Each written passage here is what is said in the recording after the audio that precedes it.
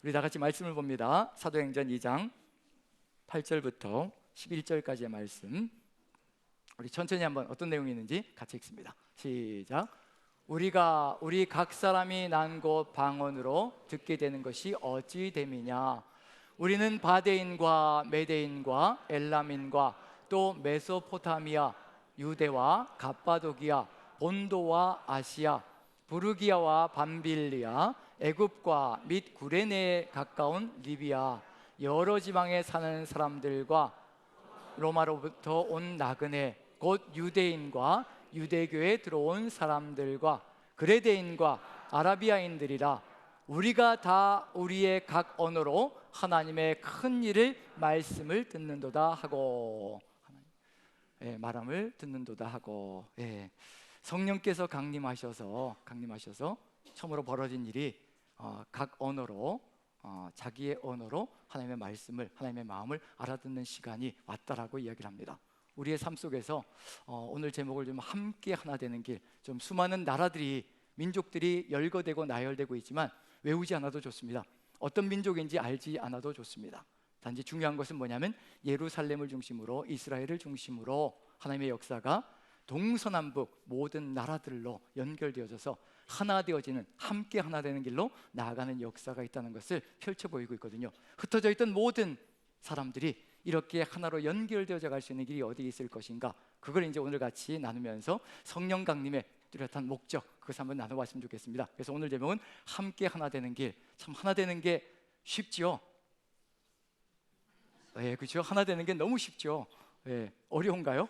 웃으신다는 얘기는 하나 되는 것이, 함께 하나 되는 것이 결코 만만치 않다는 거. 그런데 성령께서 강림하셔서 우리가 하나 되게 하시는 것, 각 언어로 동일하게 알아듣게 만들어 가신다는 것이 무엇일까?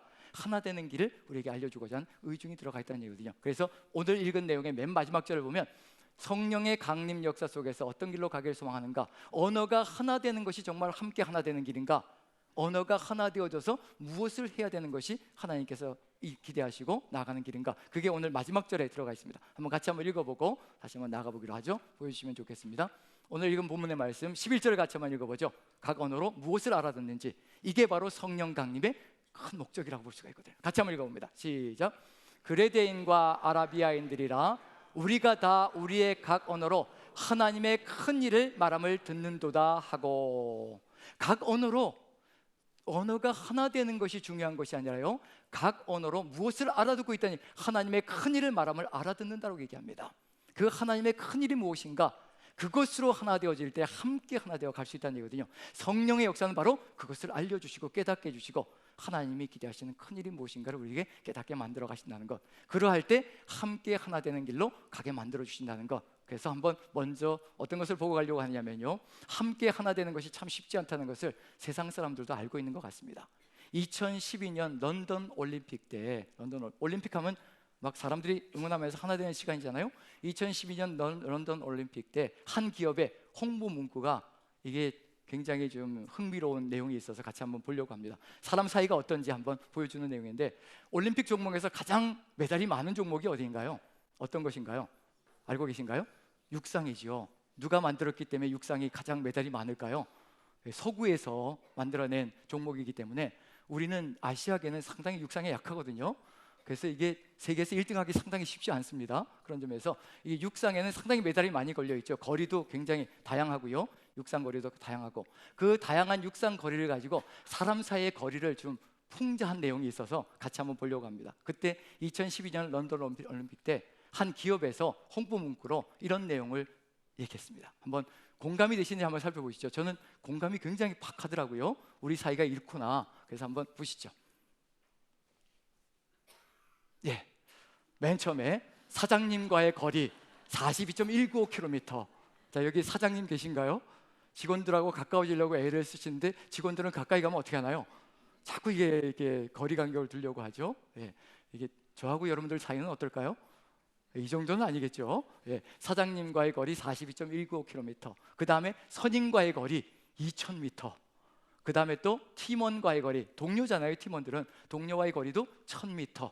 그 다음에 요건 좀 공감이 갈지 모르겠지만 아빠와의 거리 400m. 누구보다도 더 먼 거예요. 친구보다 더 멀다는 얘기거든요. 아빠와의 거리 400m, 그 다음에 친구와의 거리 100m. 요건 좀 바꾸고 싶은 마음도 좀 있습니다. 왜냐하면 이게 살아가면서 좀 바뀌어진다는 느낌이 들어서. 자, 이 거리가 공감이 가시나요? 공감이. 우리는 다 가까우니까 우리 이 정도 사이 거리는 아니고, 어쨌든 이 거리라고 얘기하고 있고, 바꾸고 싶은 건 뭐냐면 아빠와의 거리, 엄마와의 거리, 저거 좀 이 친구와의 거리와 좀 바꾸고 싶은데, 저도 아이들이 중학교, 고등학교 다닐 때에는 이제 점점 누구를 좋아하나요? 부모보다 누구를 더 좋아하는 것 같아요? 친구들을 더 좋아하는 게 느껴졌거든요. 부모와는 대화가 안 통하는 것 같고 친구들과는 대화가 통하는 것 같고, 그런데 점점 살아가면서 신앙으로 일치되어져 가니까 어떤 느낌이 들기 시작하냐면요, 친구들하고 대화하는 것보다 부모와 대화하는 걸 더 좋아한다는 걸 깨달아가기 시작합니다. 그래서 점점 더 거리가 좁혀지는 느낌이 드는데, 어쨌든 이 거리가 사람들과의 거리라고 볼 수가 있는데, 이걸로 끝나면 안 되겠죠. 이 홍보 문구의 마지막은 이렇게 결론 짓고 있습니다. 이럴 때 우리 사이는 0m가 될 수 있다.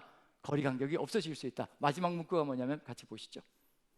자, 함께 응원하는 우리 사이는 0m. 무슨 의미인가요? 함께 하나 되어서 한 목표를 향해서, 한 방향을 향해서 응원하기 시작하면 마음이 하나 되어질 수 있고, 그래서 거리가 가까워질 수 있다는 것을 얘기하고 있습니다. 그래서 이런 이야기가 있죠. 사랑은 무엇이라고요?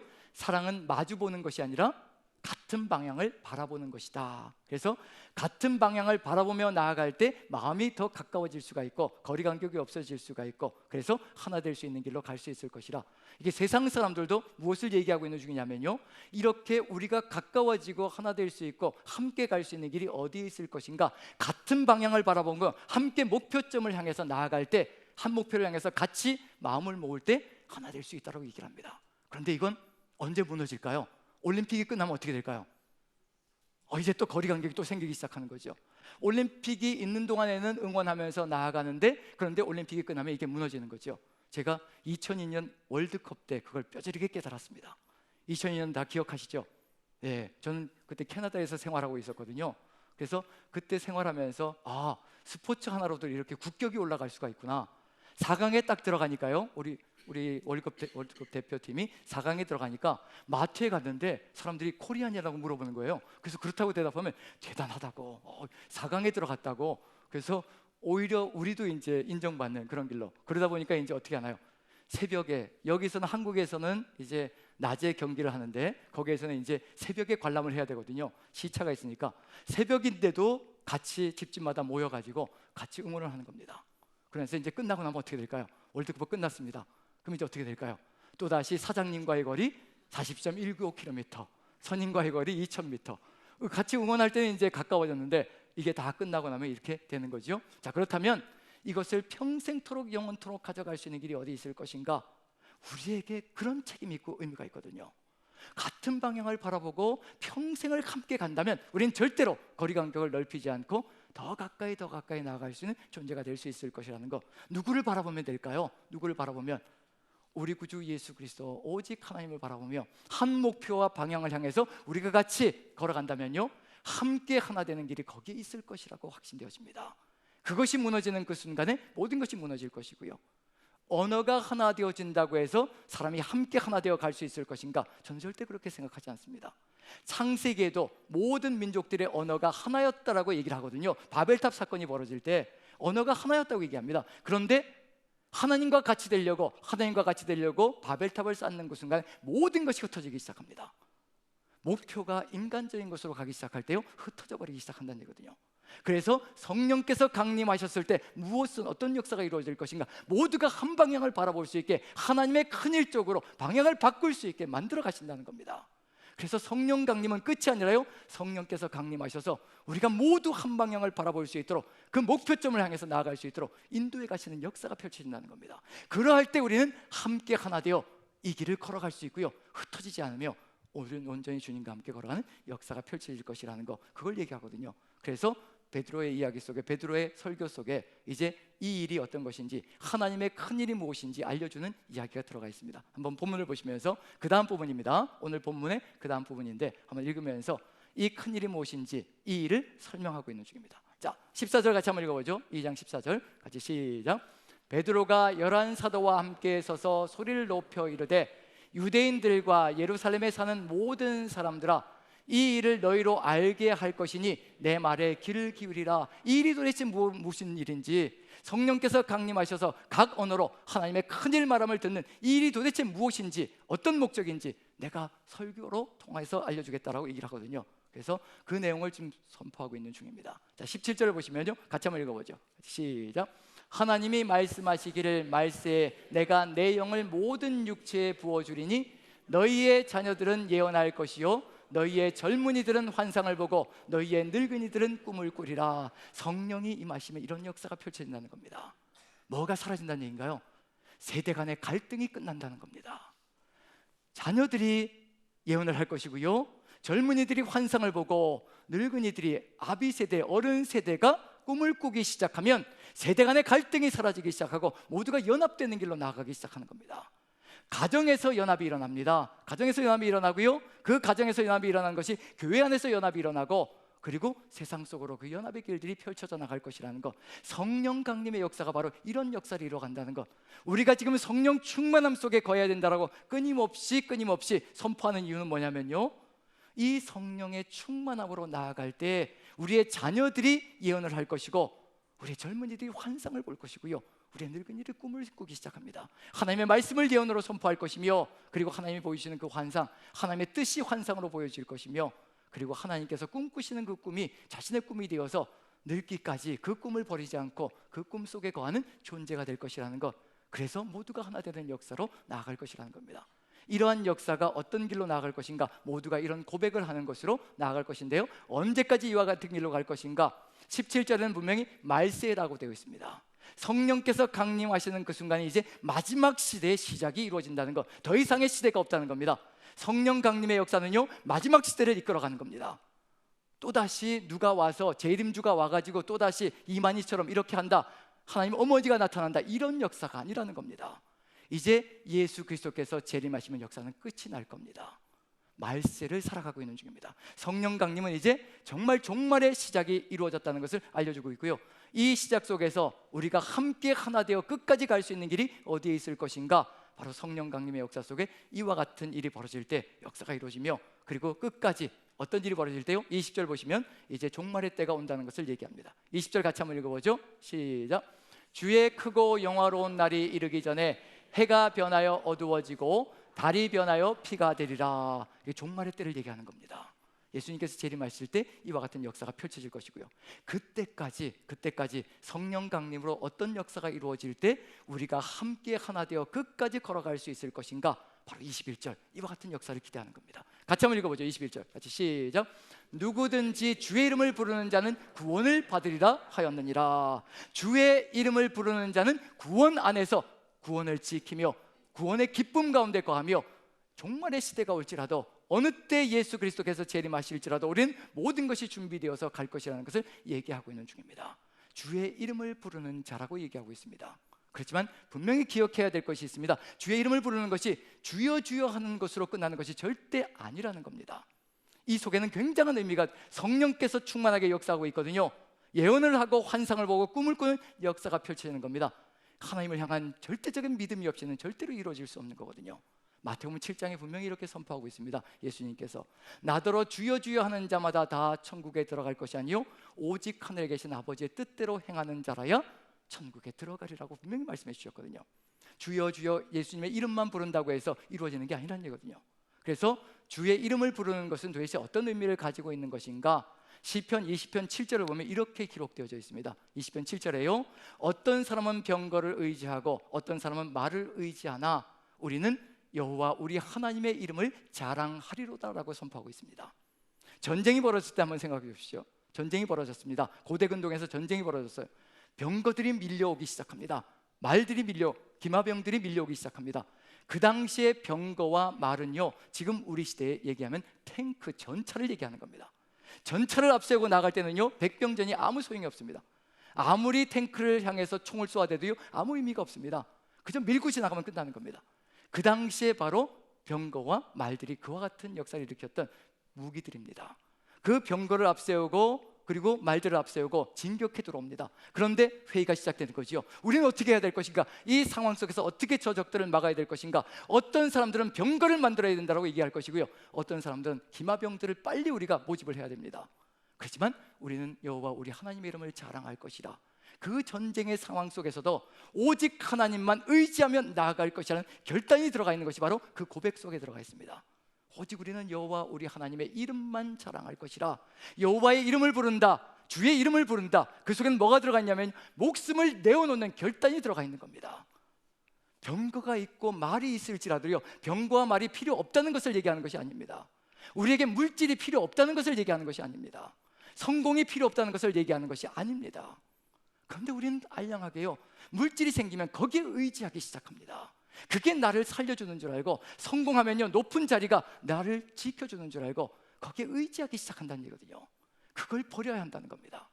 아무리 많은 물질이 있고 아무리 큰 성공을 가졌을지라도 나를 지켜주시고 보호하시고 나의 피난처가 되시는 분은 오직 여호와 하나님, 그 하나님의 이름이라는 것을 믿으며 나아가는 것, 신뢰와 확신이 가득 들어차 선포하는 것, 그것이 바로 주의 이름을 부른다는 이야기입니다.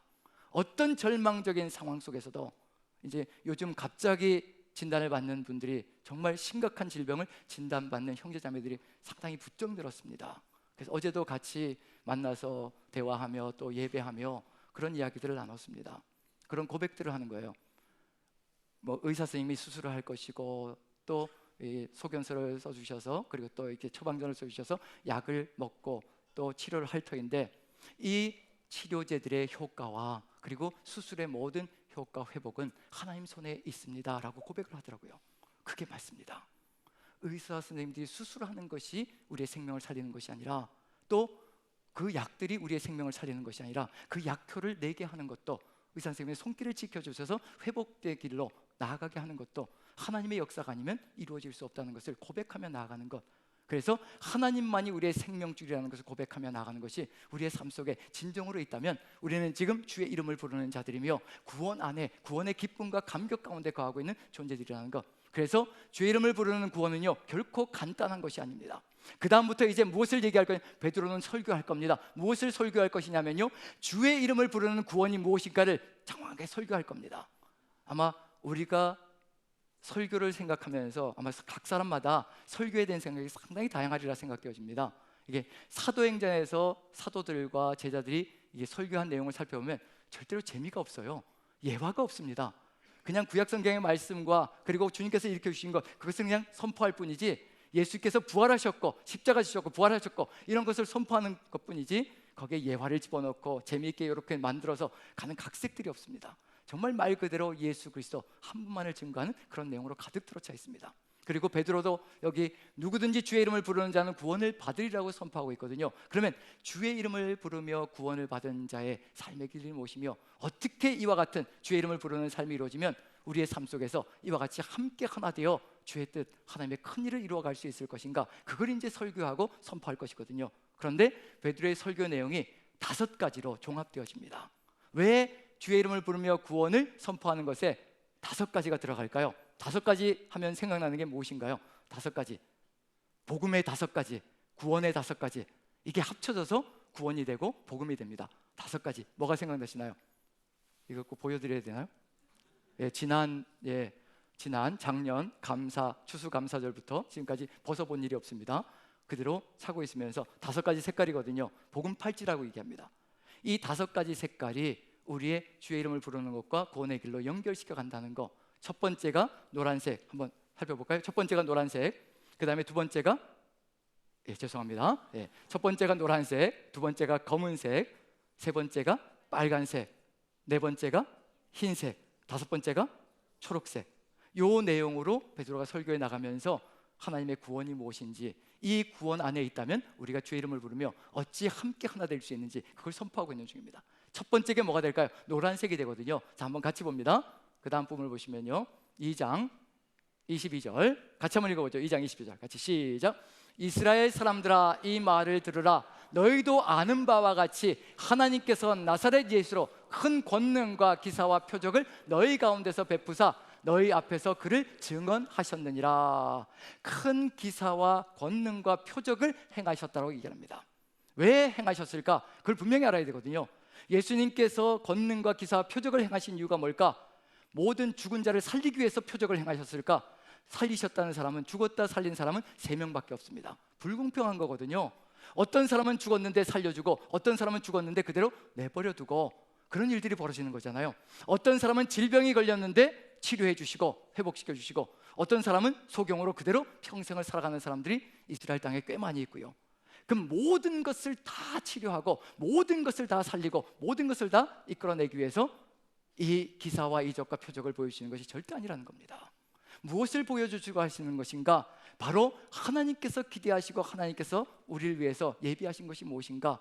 우리를 위해서 놀라운 이야기, 즉 하나님 나라가 무엇인지를 맛보여 주시려고 하시는, 그래서 노란색은 뭐냐면요, 하나님께서 우리를 위해서 계획하신 것이 무엇인가, 창세전부터 계획하신 것이 무엇인가, 그걸 알려주시려고 하시거든요.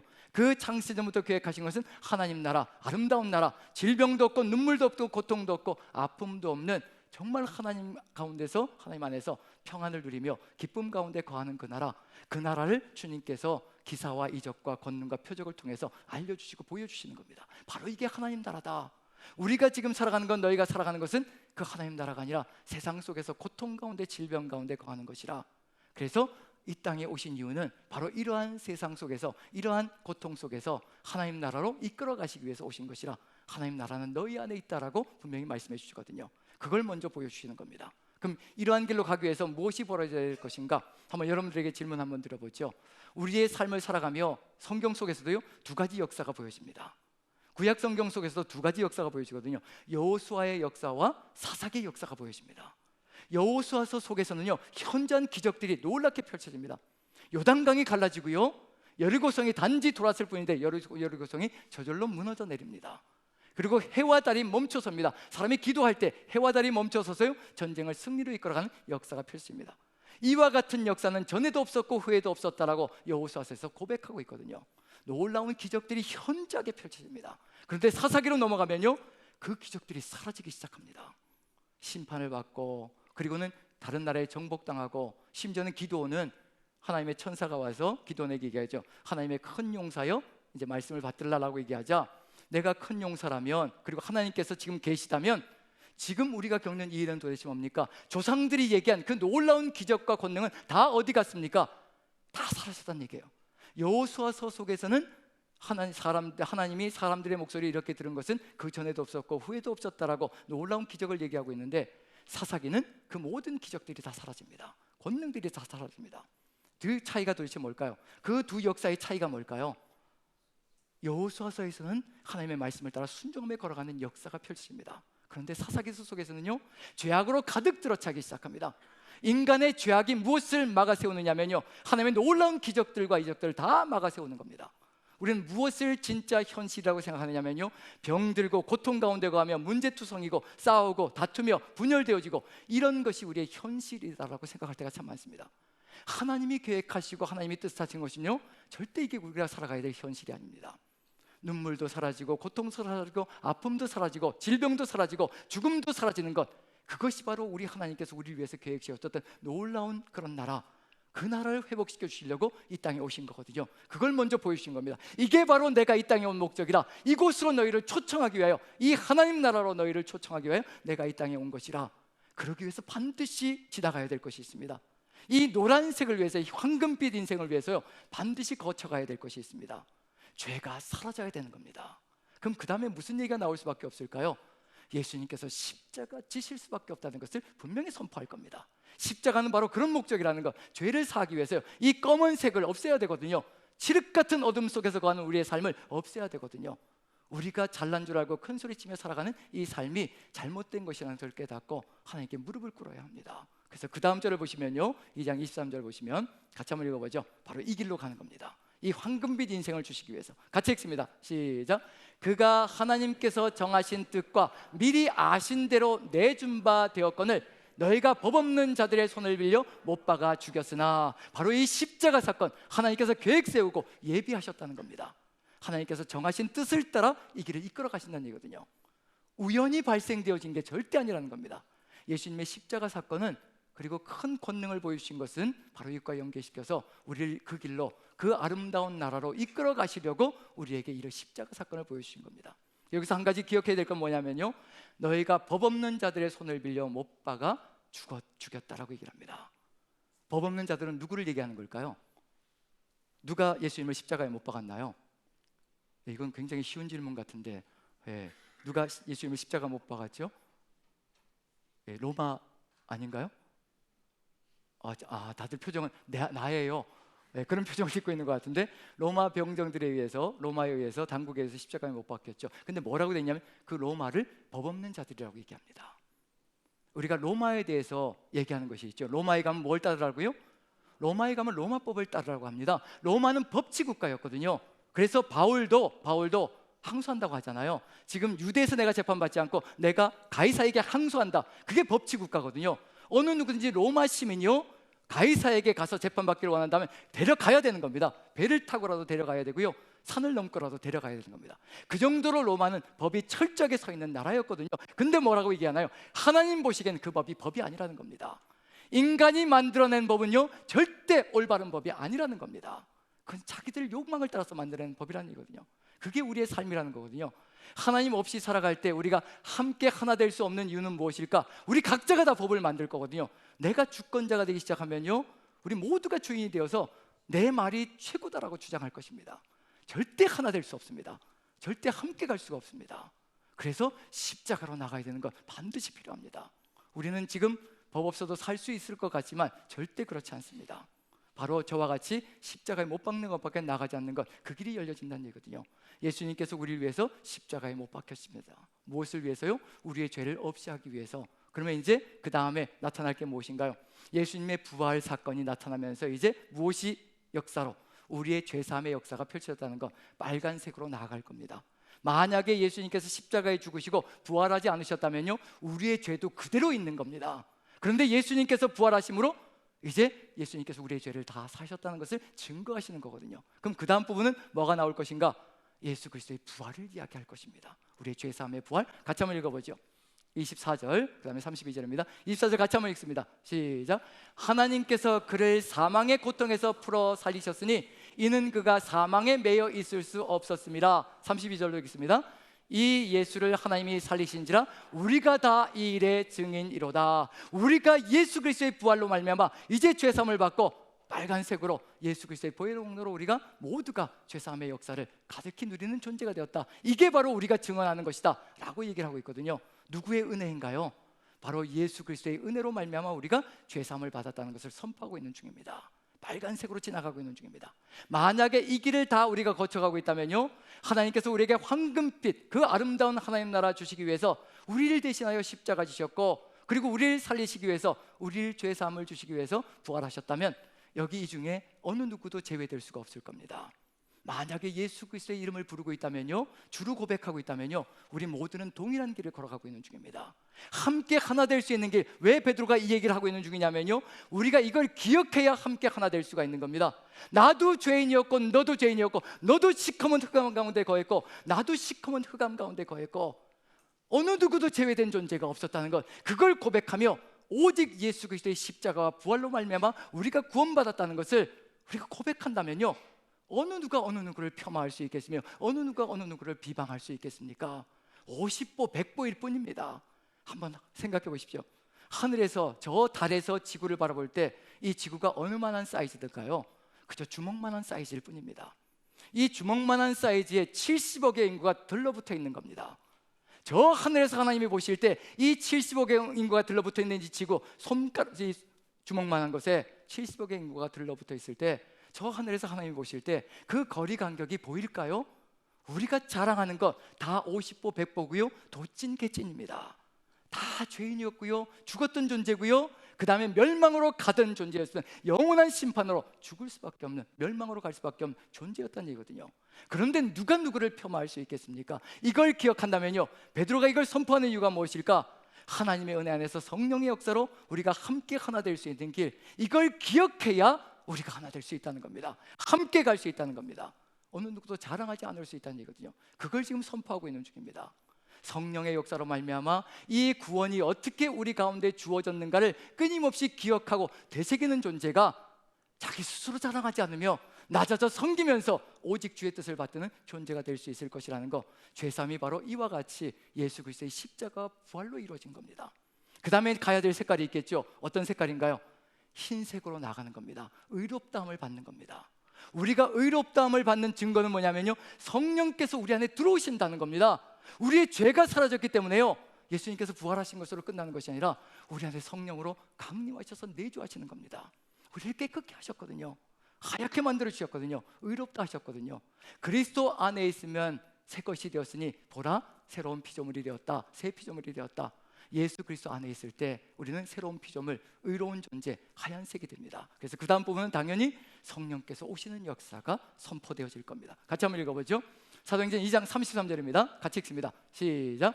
하나님이 오른손으로 예수를 높이심에 그가 약속하신 성령을 아버지께 받아서 너희가 보고 듣는 이것을 부어주셨느니라. 성령이 우리 안에 내주하시는 겁니다. 우리가 의롭다함을 받은 겁니다. 하얗게 깨끗하게 변한 겁니다. 그래서 우리가 거룩한 존재가 되어서 하나님께서 우리 안에 내주하신, 우리를 성전으로 삼으시는 놀라운 역사가 펼쳐지는 겁니다.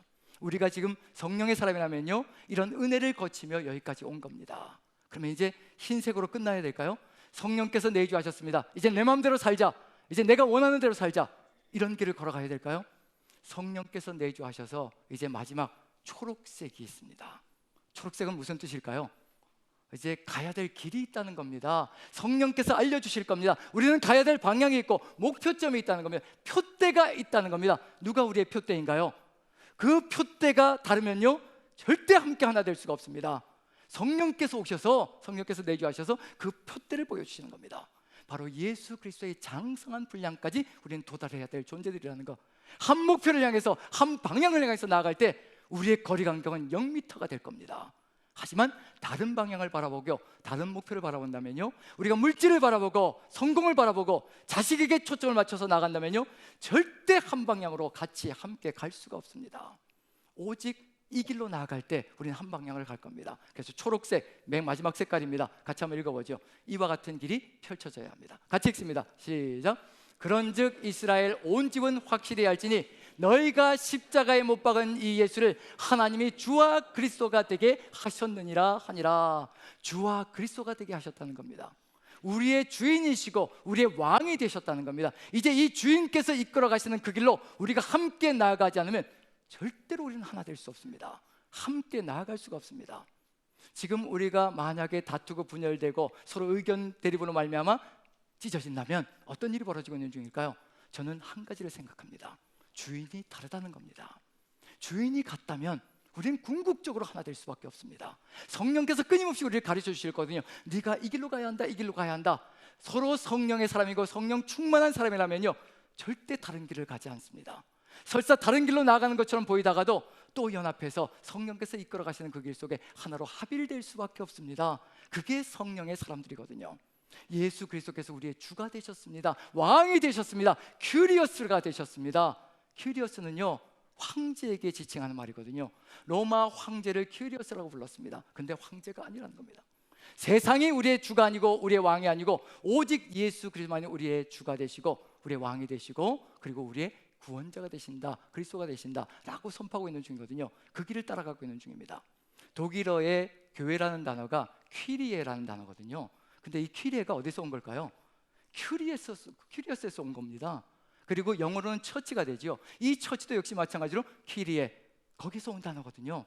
그럼 교회라는 단어가 무슨 뜻인가요? 주라는 뜻이에요. 주라는 뜻, 큐리어스라는 뜻입니다. 그럼 교회 안에 있다는 얘기는 무슨 얘기일까요? 우리는 모두 다 한 주를 바라보면서 나아가는 존재들이라는 것을 얘기하고 있는 중입니다. 이것에 흔들림이 없다면, 이 말씀에 흔들림이 없다는 이 복음 팔찌와 같이 이 복음 팔찌를 통하여서 우리가 하나님의 뜻을 깨달아간다면요, 우리는 흔들림 없이 같이 연합하여 하나 되어서 같은 길을 걸어가는 존재가 될 겁니다.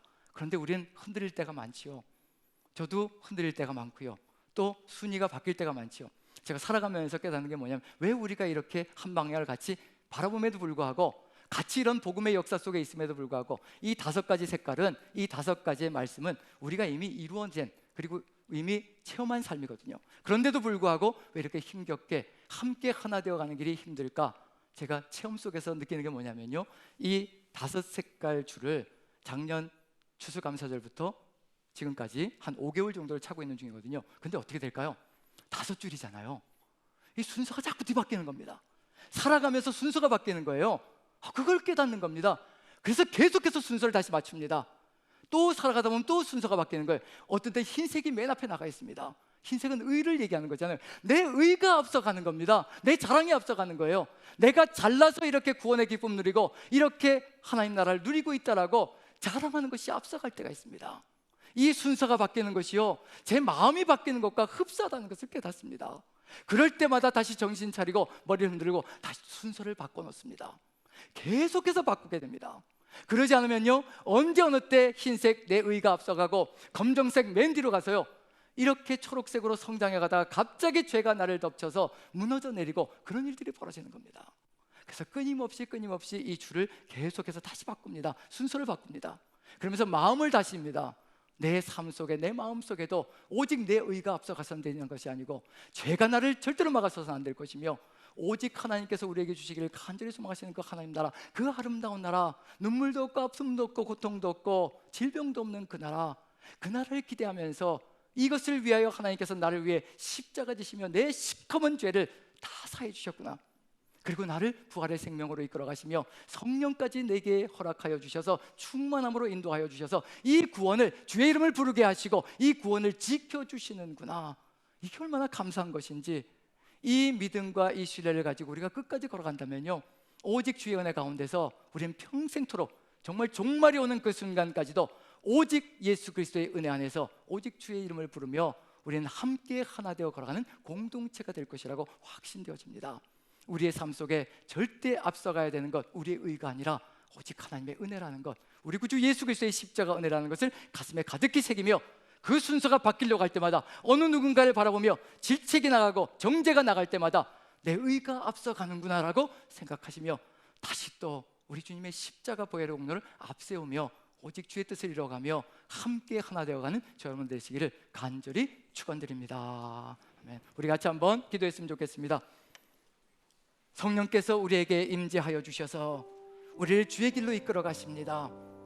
우리의 주는 오직 예수 그리스도이시고 이 세상의 그 어떤 것도 우리 주인의 자리를 차지할 수 없다는 것, 오직 주님만이 우리의 주가 되시고 왕이 되시어서 우리를 이끌어 가시며 이 복음 속에 거하게 하시고 이 구원의 기쁨 속에서 오직 주의 이름만 부르게 도와주옵소서. 주의 이름만 높이게 도와주옵소서. 세상의 그 어떤 것도 의지하지 않게 도와주시옵소서. 다 같이 한 목소리로 기도하겠습니다. 기도합니다.